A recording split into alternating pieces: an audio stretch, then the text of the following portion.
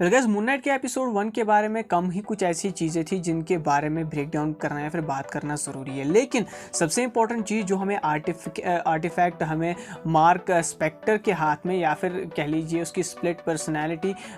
Steven के हाथ में देखने को मिला था। तो क्या एग्जैक्टली उसका रोल होने वाला है और क्यों आर्थर हैरो इस चीज़ के पीछे पड़ा हुआ है? क्या उसका कोई बड़ा रोल जो है MCU से या फिर जो इजिप्शियन गॉड से या फिर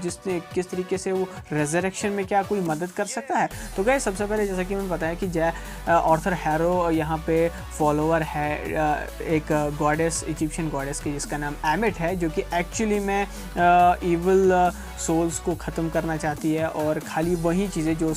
वही इंसान जो उसके हिसाब से सही है वो इसकी आर्मी को ज्वाइन कर सकते हैं, और जिसका काम मुझे लगता है सौंपा गया है या फिर कर रहे हैं यहाँ पे आर्थर हैरो। और बहुत ही बुरी तरीके से जो एम्बुश किया है ना मून नाइट में, जैसा हमें सुनने को मिला कि जो एम्बुश हुआ था हैरो के बंदूकों पे वो मून नाइट नहीं किया था। तो इस आर्टिफैक्ट का मतलब जो ये गोल्डन बीटल वाला आर्टिफैक्ट है जिसको स्कार्प का नाम दिया गया है, तो किस तरीके से इंपॉर्टेंट हो सकता है? तो सबसे पहले यार इसी एपिसोड में हमें सुनने को मिला था यहाँ पे स्टीवन के मुंह से कि जो फेरोज के हार्ट्स थे वो स्टॉप ना हो, इसके लिए कुछ आर्टिफैक्ट्स उनके साथ दफन किए जाते थे। और BBC के अकॉर्डिंग भी जो है ये स्कार्फ, गोल्डन जैसे दिखने वाली बीटल्स जैसे आर्टिफैक्ट्स भी जो है फेरोज के साथ या फिर ममीज़ के साथ जो है वो दफनाए जाते थे, ताकि इनके हार्ट्स जो है ना वो डेथ वर्ल्ड में या फिर अंडर वर्ल्ड में जो है स्टॉप ना हो। और इसके अलावा एक और बहुत बड़ी चीज़ जो यहाँ पे रेटकॉन की गई है या फिर रिवील करी गई है स्क्रीन रैंट की तरफ से, जहाँ पे उन्होंने ये एक्सप्लेन किया है कि किस तरीके से जो नई इटरेशन कॉमिक्स आई थी ना मून नाइट की, जहाँ पे उसका थोड़ा बहुत बैकग्राउंड चेंज किया गया था, स्प्लिट पर्सनालिटी, उसकी पावर्स और अपग्रेड्स के रिगार्डिंग में, तो वहाँ पे ये भी हमें बताया गया है कि जो गोल्डन स्कार्फ यानी कि जो गोल्डन बीटल है ना, एक्चुअली में इसका कनेक्शन टाइम ऑल्टरिंग एबिलिटीज से है, यानी कि जिस तरीके से टाइम स्टोन के पास या फिर स्पेस स्टोन के पास टाइम या फिर डायमेंशन ऑल्टरिंग पावर्स है ना, वैसी ही कुछ पावर्स जो है इस गोल्डन बीटल के पास या फिर स्कार्फ के पास हो सकती है, जिसके पीछे यहाँ पे पड़े हुए हो सकते हैं आर्थर स्कार्फ, यानी कि वो टाइम को ऑल्टर करके किसी न किसी तरीके से उस गॉडेस को रिजरेक्ट करना चाहते हो जिसके वो फॉलोवर है, या फिर कुछ ऐसा बड़े स्केल पे करना चाहते हो जिससे वो ज़्यादा से ज़्यादा फॉलोअर्स को अपनी आर्मी में शामिल कर सकें और बाकियों को मार सके। जैसा कि हमने एक एपिसोड में देखा था कि वो लेडी को मार इसलिए देते हैं अपने उस टैटू वाले स्केल से जज करके, क्योंकि उन्हें लगता है कि उसके सिंस ज़्यादा थे। और इसी तरीके से इसका इम्पैक्ट बढ़ाने के लिए या फिर जो है और ज़्यादा सोल्स निकालने के लिए बहुत सारे लोगों की बॉडी में से जो कि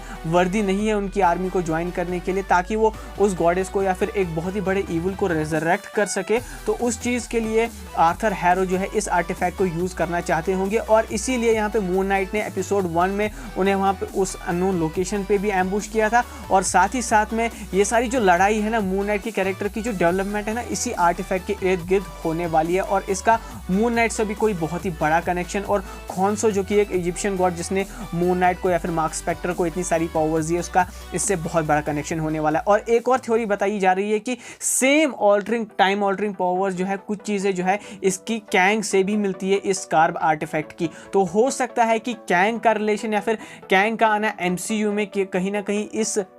टाइमलाइन से भी या फिर मून नाइट की इस स्टोरी लाइन से भी थोड़ा बहुत हमें कनेक्ट करे या फिर हमें ईस्टर एग प्रोवाइड करने के लिए रखा गया हो। लेकिन मुझे नहीं लगता कि ये आर्टिफैक्ट सिर्फ एक ईस्टर एग या फिर कोई हिंट हो सकता है, बल्कि इसका एक मेजर अच्छा खासा रोल है, और जो कि आने वाले मून नाइट के एपिसोड्स में हमें देखने को मिलेगा। इसके अलावा ये सारी चीज़ें मार्क स्पेक्टर तक या फिर स्टीवन तक कैसे पहुँची, कैसे अभी जो स्टीवन है ना वो एक गिफ्ट शॉप में काम कर रहे थे, मार्क के साथ ऐसा इजिप्ट में क्या हुआ था जिसने स्प्लिट पर्सनैलिटी को इतना कन्फ्यूजिव बना दिया है या फिर जो है स्टीवन को इतना ज़्यादा डोमिनेटिव बना दिया है। और हाँ, एक और चीज़ कि ये आर्टिफैक्ट जो है कहीं ना कहीं इजिप्शियन या फिर इजिप्ट की आर्कियोलॉजी से भी रिलेटेड होने वाला है। और मार्क के फ़ोन में जो कॉन्टैक्ट लेला था ना, उसने इजिप्ट में आर्कियोलॉजी के टाइम पे मार्क के साथ काफ़ी ज़्यादा अच्छा खासा टाइम बिताया होगा। और हाँ, कॉमिक्स में जो है मार्क के ऊपर इजिप्ट में अटैक भी होता है, क्योंकि वो एक बाउंटी हंटर होते हैं और वो किसी को वहाँ पर मारने जाते हैं, लेकिन उल्टा उन्हीं के ऊपर अटैक हो जाता है और मरते मराती हालत में किसी तरीके से खोन्सो द इजिप्शियन गॉड जो है उनको बचा लेते हैं। लेकिन ये आर्टिफैक्ट जो है, ये स्कार्ब आर्टिफैक्ट इजिप्ट के रुइन से ही बाहर आया है और कहीं ना कहीं हैरो तभी से इसके पीछे पड़े हुए हैं और काफ़ी टाइम से मुझे लगता है हैरो भी इसकी तलाश में थे। और क्योंकि अभी उन्हें मिल गया था और मून नाइट ये उनके हाथ नहीं लगने देना चाहते थे, इसके लिए बहुत ज़्यादा चीज़ें होने वाली है। और हाँ, लेला जो है यहाँ पे मार्क का पास्ट और मून नाइट का बहुत सारा बैकग्राउंड जो है स्टीवन को एक्सप्लेन करने वाली है, क्योंकि ट्रेलर्स में भी हमने उन्हें कहते हुए ये सुना मून नाइट को या फिर स्टीवन को कि क्या तुम्हें कुछ भी याद नहीं है जो हमने डेज स्पेंड या फिर एडवेंचर्स स्पेंड किए थे दुनिया में डिफरेंट जगह जाकर या फिर इजिप्ट में आर्कियोलॉजी रिसर्च के दौरान। तो ये बहुत ही इंटरेस्टिंग होने वाला है। और सबसे इंटरेस्टिंग चीज़ ये होने वाली है कि मार्क जो है किससे माँ समझकर बात कर रहे थे, क्योंकि